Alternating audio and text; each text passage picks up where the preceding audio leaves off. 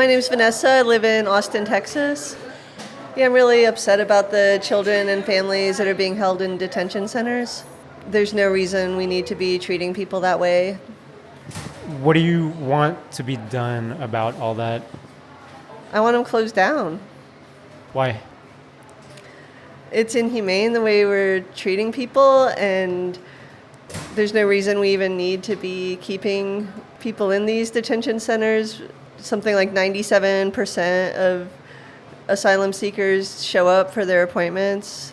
They're not any kind of security risk to the nation, and a lot of these are private prisons where the people running them are getting $750 a day.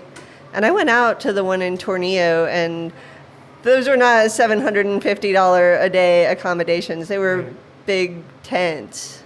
What did you see there at Tornillo?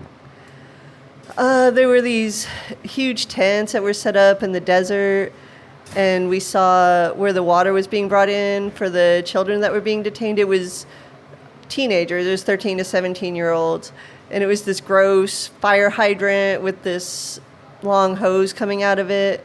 And when children were released, they would be really thirsty. We were trying to understand, I thought you guys had water, and they said it was so over-chlorinated, it was disgusting, and they didn't want to drink it. And they had these fences around the facility, and they covered them in this black plastic so that we couldn't see through them.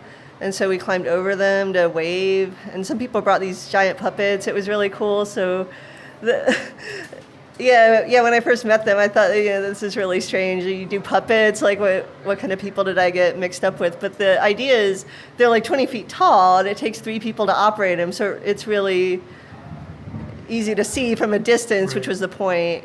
And we also returned soccer balls to them, because sometimes they would kick the soccer balls over the fence, and the guards wouldn't return them. So we wrote things like, "You are not alone" on the soccer balls, and kicked them back over. I saw an interview with one of the boys who stayed there, and he said that was actually a test they did, that they were arguing among themselves. Some of them were saying, nobody knows we're here, nobody's out here, nobody could know, and some other boys were saying, no, there are people who know that we're here and we care, and they care. And so the test was, we're going to kick the soccer balls over, and if they come back, we'll know people are here. So they know people are here? Yeah.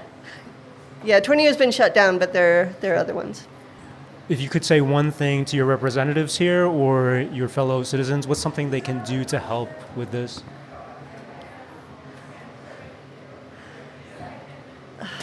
God, I think going there in person and being a witness, and and letting the kids know that you're there, and letting the press know that you're there, putting it out on social media.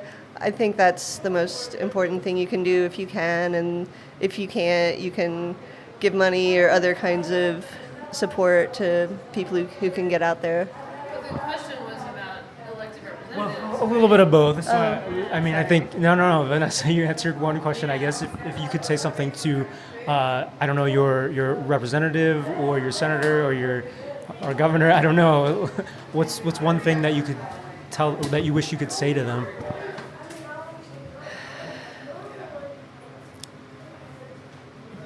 We can do better than this, and we need to do better than this.